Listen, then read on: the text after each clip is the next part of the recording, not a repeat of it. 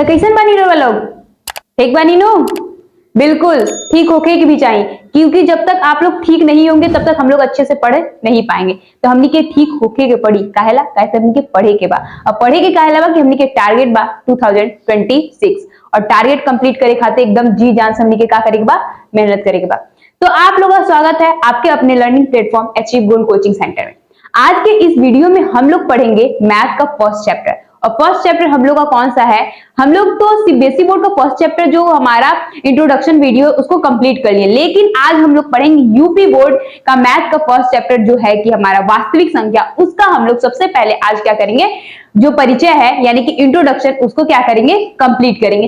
क्योंकि जब तक किसी भी चैप्टर का, हम बहुत बार आपको बता चुके हैं, जब तक किसी भी चैप्टर का इंट्रोडक्शन हमारा क्लियर नहीं होगा तब तक उस चैप्टर को हम समझ नहीं सकते। तो बिल्कुल सही बानी, जब आप लोग हमनी के प्लेटफॉर्म पे आल बानी तो का देख के आल बानी, थंबनेल देख के आल बानी। तो यस, आज हम लोग क्या कंप्लीट करेंगे, आज हम लोग पढ़ेंगे मैथ का जो फर्स्ट चैप्टर है वास्तविक संख्या, उसको क्या करेंगे, कंप्लीट करेंगे। इस वास्तविक संख्या में आज हम लोग देखेंगे कि हमारे इस चैप्टर में हमें क्या क्या पढ़ना है और कौन कौन से टॉपिक्स को क्लियर करेंगे। क्योंकि जब तक किसी भी चैप्टर को पढ़ने से पहले टॉपिक क्लियर नहीं होगा कि हमको इस चैप्टर में क्या क्या कंप्लीट करना है, ये तब नहीं हो पाएगा। तो इसके लिए आज हम लोग क्या देखेंगे, जो फर्स्ट चैप्टर हम लोग का वास्तविक संख्या, उसका हम लोग पहले परिचय देखेंगे यानी कि इंट्रोडक्शन देखेंगे।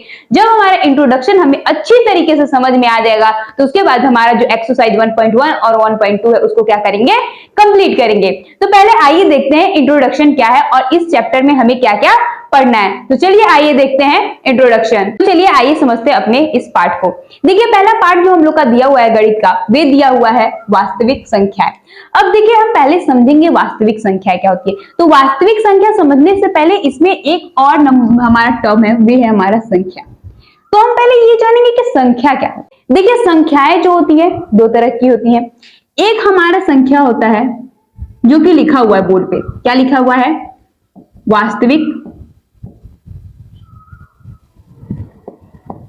वास्तविक संख्या। और दूसरा हमारा क्या होता है, काल्पनिक। देखिए ये हमारे सिलेबस में अभी हमको नहीं पढ़ना है, हमें काल्पनिक संख्या नहीं पढ़नी है, हमें क्या पढ़नी है, वास्तविक संख्या। ठीक है, वास्तविक संख्या हमको पढ़ना है। अब देखिए संख्याएं में पहले ये समझिए अंक क्या होता है। पहले हम समझेंगे अंक क्या होता है।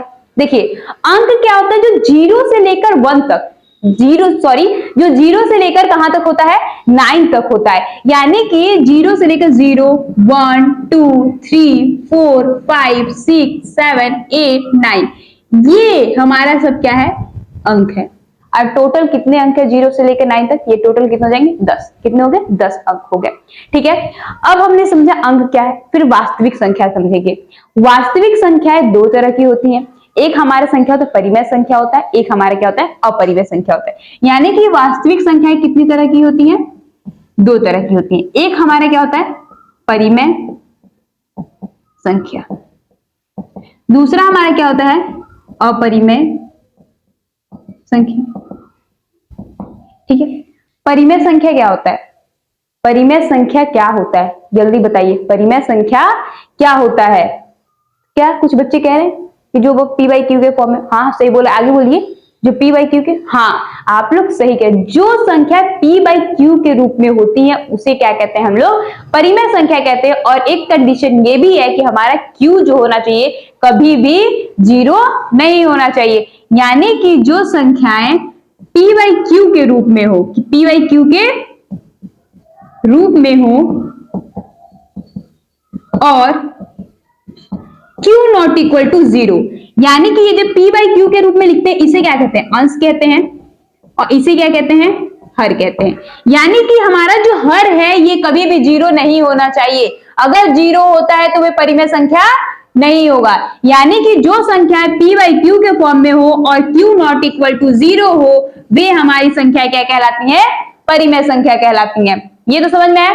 अब अपरिमेय संख्या, जस्ट इसका अपोजिट ले लीजिए, जो P बाई क्यू के फॉर्म में ना हो, जो P बाई क्यू के रूप में नहीं होता है उसे क्या कहते हैं, अपरिमेय संख्या कहते हैं। ठीक है, और जितनी भी हमारी क्या होती है, अभाज्य संख्या रूट में होती है, जैसे कि 2 क्या है, अभाज्य संख्या है, √3 क्या है? अभाज्य संख्या है। 7 क्या है? अभाज्य संख्या है। ठीक है, ये सब भी कि जितनी भी रूट में अभाज्य संख्या है जिसका वैल्यू हमें एग्जैक्ट पता नहीं होता, वे सब हमारी क्या कहलाते हैं? अपरिमेय संख्या कहलाते हैं। अपरिमेय संख्या क्या होता है? जो p बाई क्यू के फॉर्म में होता है और q कभी भी जीरो नहीं होता, यानी कि हर जीरो नहीं होता, उसे हम लोग क्या कहते हैं? परिमेय संख्या कहते हैं। अब आपसे कोई क्वेश्चन पूछ ले कि बताइए जीरो एक परिमेय संख्या है कि नहीं है? बोला कि जीरो एक परिमेय संख्या है कि नहीं है, तो आप क्या बोलेंगे कि जीरो एक परिमेय संख्या। क्यों? क्योंकि जीरो के नीचे हम 1 लिख सकते हैं, जीरो के नीचे हम 2 भी लिख सकते हैं, जीरो के नीचे हम 3 भी लिख सकते हैं, जीरो के नीचे हम 4 भी, जीरो के नीचे 7, कुछ भी हम जीरो के नीचे लिख सकते हैं। तो यानी कि जीरो हमारा क्या है? जीरो हमारा क्या है? परिमेय संख्या है। जीरो हमारा क्या है? परिमेय संख्या है। क्योंकि हमें सिर्फ ये कंडीशन बताया गया था कि क्यू के नीचे जीरो नहीं होना चाहिए, पी की जगह तो जीरो हो सकता है ना। अब जो बोलेगा वही ना हम करेंगे। इसने बोला कि क्यू के नीचे जीरो नहीं है, हमने तो नीचे जीरो, हर में कोई जीरो नहीं रखा, हमने तो अंश में जीरो रखा, यानी कि अंश हमारा जीरो हो सकता, हर जीरो नहीं होना चाहिए। यानी कि जीरो एक क्या है? परिमेय संख्या है। अगर कोई एग्जाम्पल पूछेगा तो आप दे सकते हैं कि 0/1, 0/2, 0/3, 0/4, ये सब हमारे क्या है? एक परिमेय संख्या है। ठीक, परिमेय संख्या समझ में आ गया आपको, अपरिमेय संख्या समझ में। अब कुछ आपको टर्म, कुछ चीजें आपको और समझनी पड़ेंगी। जैसे कि अगर आपसे कोई पूछ दिया कि बताइए कि प्राकृतिक संख्या क्या होता है, ठीक है, उसके बाद सम संख्या क्या होता है, विषम संख्या क्या होता है, भाज्य संख्या क्या होता है, भाज्य संख्या क्या होता है, पूर्ण संख्या क्या होता है, पूर्णांक क्या होता है, तो आप क्या बताएंगे? ये सब अगर टर्म हम समझ जाते हैं तो इस चैप्टर में और कुछ है भी नहीं समझने के लिए। ठीक है, चलिए तो आइए देखते हैं पहले ये सब सारे टर्म क्या हैं। देखिए, प्राकृतिक संख्या क्या होता है? जिसका उपयोग हम लोग किसमें करते हैं? गिनती के रूप में, या फिर किसी वस्तु को गिनने के लिए करते हैं, उसे क्या कहते हैं? प्राकृतिक संख्या। जैसे ये वस्तु 1 है, 2 है, इस तरीके से गिन रहे हैं ना, तो जिसका उपयोग हम लोग किसी वस्तुओं को गिनने के लिए करते हैं या फिर गिनती के रूप में करते हैं, उसे क्या कहते हैं? प्राकृतिक संख्या। जैसे कि यहाँ पे एग्जाम्पल दिया गया है कि 1, 2, 3, 4, 5। अब वस्तुओं को 1, 2, 3, 4 ऐसे ही ना गिनेंगे, कैसे गिनेंगे? 0, 1, 2, 3 ऐसे नहीं ना गिनेंगे। यानी कि जो भी गिनने के लिए हम किसी वस्तुओं, जैसे कि वस्तुओं को गिनने के लिए हम क्या करते हैं? उपयोग करते हैं किसी भी चीज गिनती का, उसे क्या कहते हैं हम लोग? प्राकृतिक संख्या। यानी कि जिन, यहाँ लिखा है, वस्तुओं को गिनने के लिए जिन संख्याओं का प्रयोग किया जाता है उन्हें क्या कहते हैं? प्राकृतिक संख्या। यानी कि 1 से लेकर अनंत तक जितनी भी संख्याएं हैं हमारी क्या है? प्राकृतिक संख्या है। प्राकृतिक संख्या समझ में आ गया। अब देखिए पूर्ण संख्या क्या है? पूर्ण संख्या जो प्राकृतिक संख्याओं में शून्य को मिलाने पर जो संख्या प्राप्त होती है। प्राकृतिक संख्या तो पहले से ही 1, 2, 3, 4, 5 ये हमारा इंफिनिटी तक था, सारा धनात्मक। अब इनमें हम जब शून्य को मिला देंगे तो जो संख्या हमें प्राप्त होती है उन्हें हम लोग क्या कहते हैं? पूर्ण संख्या कहते हैं। ठीक है, यानी कि प्राकृतिक संख्याओं में अगर हम शून्य को मिला देते हैं तो जो संख्या हमें प्राप्त होती है उन्हें क्या कहते हैं? हम लोग पूर्ण संख्या कहते हैं। ठीक, इतना समझ में आया। अगला हमारा तीसरा है पूर्णांक संख्या क्या है? तो प्राकृतिक संख्या में शून्य एवं ऋणात्मक संख्याओं को मिलाने पर जो संख्या प्राप्त होती है उन्हें क्या कहते हैं? हम लोग पूर्णांक कहते हैं। जैसे कि मान लीजिए कि ये आपका नंबर लाइन है, ये आपका क्या है? नंबर लाइन है। यहाँ पे तो पहले से 0 था, ये 1, 2, 3, 4, 5, यहाँ इंफिनिटी तक कैसा? पॉजिटिव। ठीक है, अब इनमें हम जो धनात्मक तो पहले से ही था, अब ऋणात्मक संख्याओं को मिला दें, जैसे कि -1, -2, -3, -4, माइनस यहाँ इंफिनिटी तक, यानी कि सारा ये निगेटिव टर्म। तो ये जो संख्या प्राप्त होती है इन्हें हम लोग क्या कहते हैं? पूर्णांक संख्या कहते हैं। समझ में आ गया। अब हमारा सम संख्या क्या है? वे संख्या जो 2 से पूर्णतः विभाजित हो जाती है, यानी कि जो 2 से पूर्णतः विभाजित हो जाती है उन्हें क्या कहते हैं? सम संख्या कहते हैं। जैसे कि आपका 2 से 2 कट जाता है, 4 भी हमारा 2 से कट जाता है, 6 भी हमारा 2 से कट जाता है, 8 भी हमारा 2 से कट जाता है, 10 भी हमारा पूर्णतः 2 से क्या हो जाता है? विभाजित हो जाता है, 12, 16, 18, 20 ये सब क्या है? हमारा सम संख्या है। यानी सम संख्या वे संख्या होती है जो 2 से पूर्णतः विभाजित हो जाती है, उन्हें हम लोग क्या कहते हैं? सम संख्या कहते हैं। जस्ट इसका अपोजिट ले लीजिए, विषम संख्या क्या है? जो 2 से पूर्णतः विभाजित नहीं होती है उन्हें हम लोग क्या कहते हैं? विषम संख्या। 1 क्या 2 से विभाजित होता है? बिल्कुल नहीं होता है। 3 क्या 2 से विभाजित होता है? बिल्कुल नहीं होता है। यानी कि वे संख्याएं जो 2 से पूर्णतः विभाजित नहीं होती हैं उन्हें हम लोग क्या कहते हैं? विषम संख्या कहते हैं। ठीक है, समझ में आ गया। अब ये देखेंगे अभाज्य संख्या क्या होता है। देखिए अभाज्य संख्या क्या होता है? वे संख्याएं जो 1 के अलावा स्वयं के पहाड़े से कटते हैं उसे हम लोग क्या कहते हैं? अभाज्य संख्या कहते हैं। 2 देखिए, एक तो 1 से कटेगा, एक खुद के पहाड़े से कटेगा, और किसी के पहाड़े से कटेगा? बिल्कुल नहीं कटेगा। 3 हमारा क्या है? एक तो 1 के पहाड़े से कटेगा, एक क्या हमारा? 3 खुद के पहाड़े से कटेगा। तो यानी कि अभाज्य संख्या क्या होता है, जो एक के अलावा स्वयं के पहाड़े से कटता है यानी विभाजित होता है, उसे हम लोग क्या कहते हैं, अभाज्य संख्या। नोट में याद कर लीजिएगा, नोट करके, कि एक ना तो अभाज्य संख्या है ना ही भाज्य संख्या है, एक ना ही अभाज्य संख्या है ना ही भाज्य संख्या है। तो अभाज्य संख्या आपको समझ में आ गया। अब भाज्य संख्या भी समझ लेते हैं।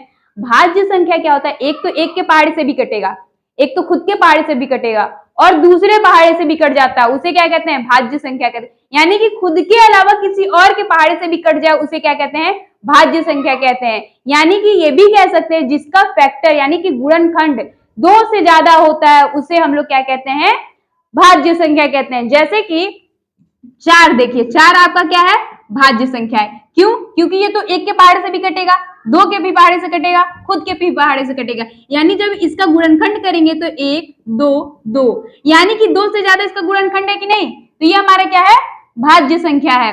जैसे कि 6 है, इसको लिख सकते हैं 1 गुणे 2 गुणे 3 लिख सकते हैं।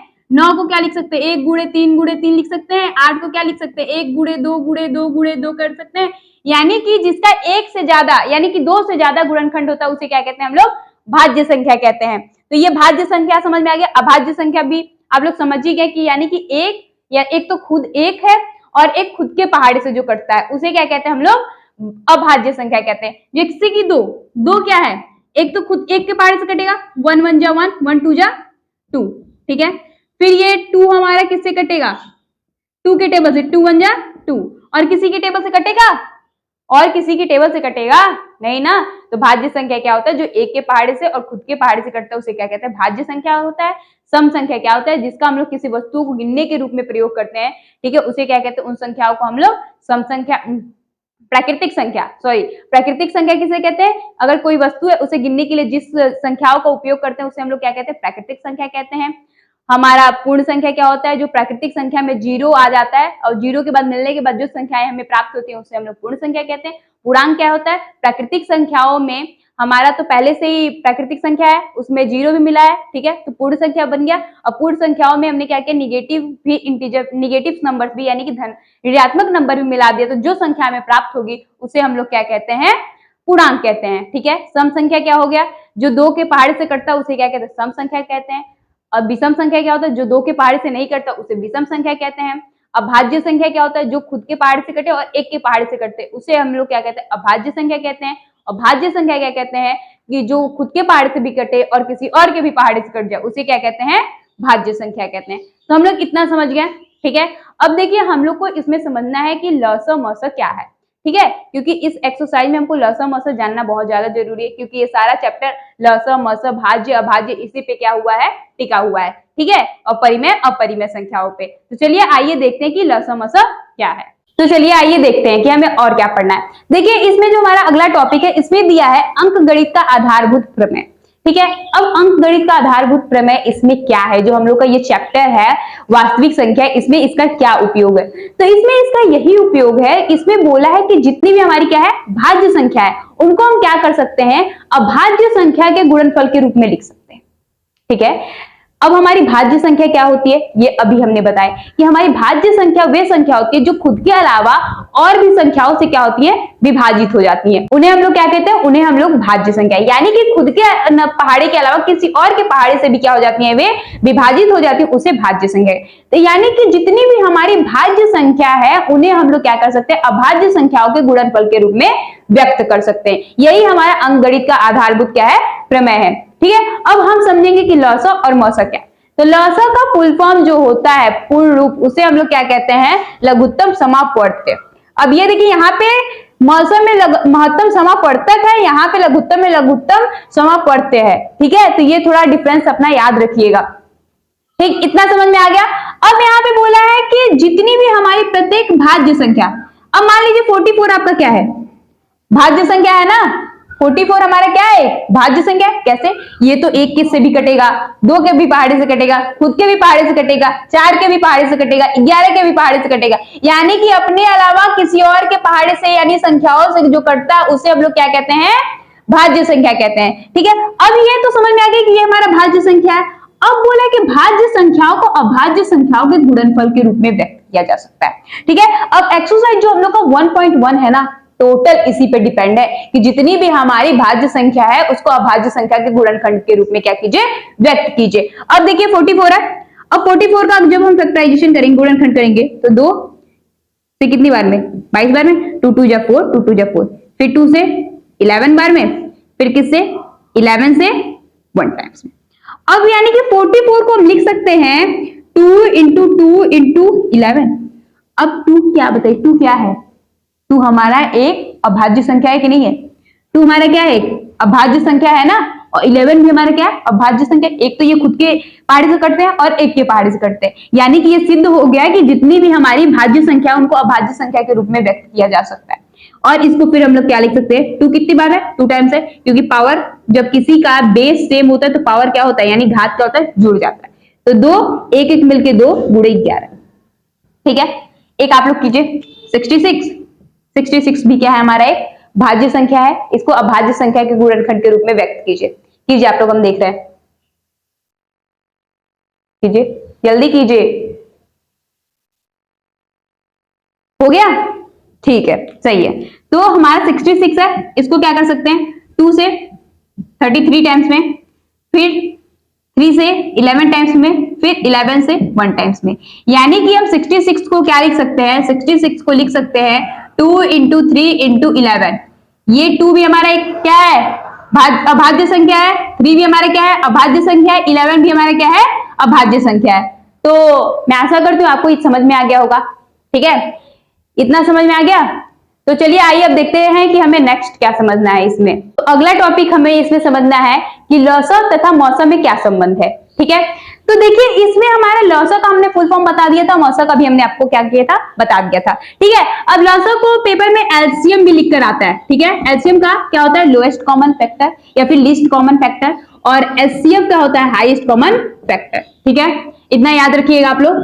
अब इसमें लौसा तथा मौसा में क्या संबंध है ये देखते हैं। देखिए लौसा तथा मौसा में ये संबंध है, दो संख्याओं का गुणनफल, क्या, दो संख्याओं का गुणनफल बराबर लौसा गुणे मौसा, ठीक है। या फिर ये भी लिखता है पहली संख्या गुणे दूसरी संख्या बराबर लौसा गुणे, ये भी लिख सकते हैं। मान लीजिए कि हम आपको एक क्वेश्चन देते हैं, हमने आपको एक क्या किया, क्वेश्चन दिया कि लौसा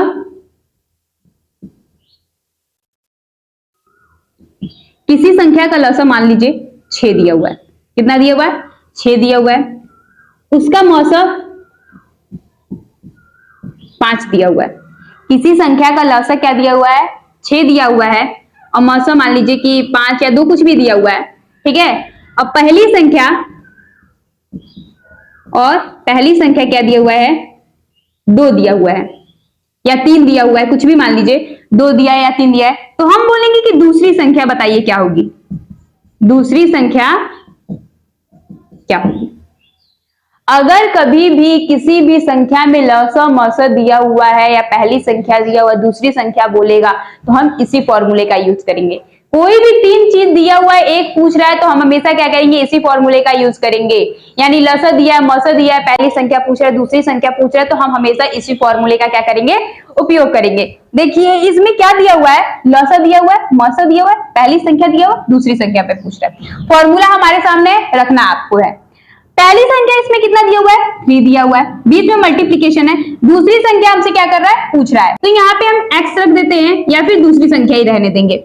लौसा कितना दिया हुआ हमारा, 6 दिया हुआ है, गुणे मौसा कितना दिया हुआ हमारा, 2 दिया हुआ है, ठीक। अब ये x सही रहेगा, ये 6 इंटू 2 अपॉन, ये मल्टीप्लीकेशन में इधर आएगा तो डिवीजन। अब 3 2 जा 6, यानी कि x इक्वल टू 2 इंटू 2, यानी x की वैल्यू कितनी आ गई, 4, यानी कि जो हमारा दूसरी संख्या है, दूसरी संख्या वे क्या आ जाएगा, 4 आ जाएगा। आया समझ में। यानी कि जब लौसा देता है मौसा देता है तो हमें किस तरीके से निकालना होगा।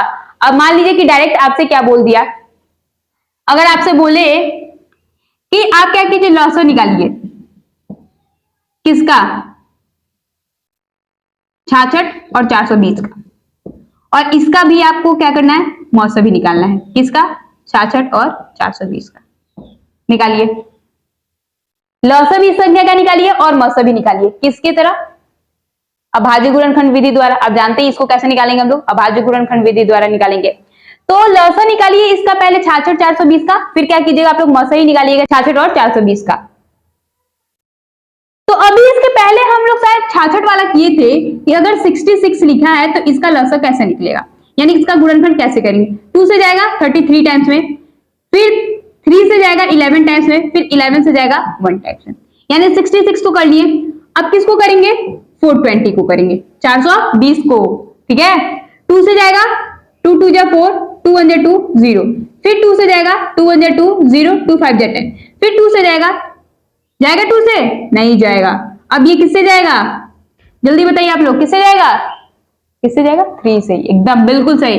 3 3 जा 9, 3 5 जा 15, फिर किससे जाएगा? 5 से, 5 7 जा 35, फिर 7 से 1 बार में। यानी कि हम लिख सकते हैं 66 को लिख सकते हैं 2 इंटू 3 इंटू 11, और 420 को लिख सकते हैं हम लोग 2 इंटू 2 इंटू 3 इंटू 5 इंटू 7। अगर हम इससे मैं पूछे आपसे कि इसका लौसा बताइए तो क्या होगा, आप बिल्कुल आसान तरीके से बता सकते हैं कि जो कॉमन तो होगा उसको भी लिखेंगे, जो कॉमन नहीं होगा हम उसको भी लिखेंगे। 2 कितनी टाइम्स है? 1 टाइम्स, यहां कॉमन है 2, फिर 2 है, फिर हमारा 3 भी है यहाँ पे, फिर क्या है हमारा 5 7 और 11।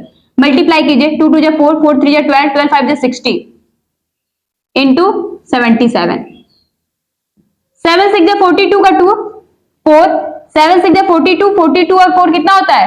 42 और 4 कितना होता है? 46। यानी कि इसका एलसीएम कितना आ गया, लौसा कितना आ गया? 4620 आ गया। अगर इसका हम आपसे पूछते कि मौसा बताइए, किसका? 66 और 420 का क्या बताइए? मौसा बताइए, तो क्या बताएंगे?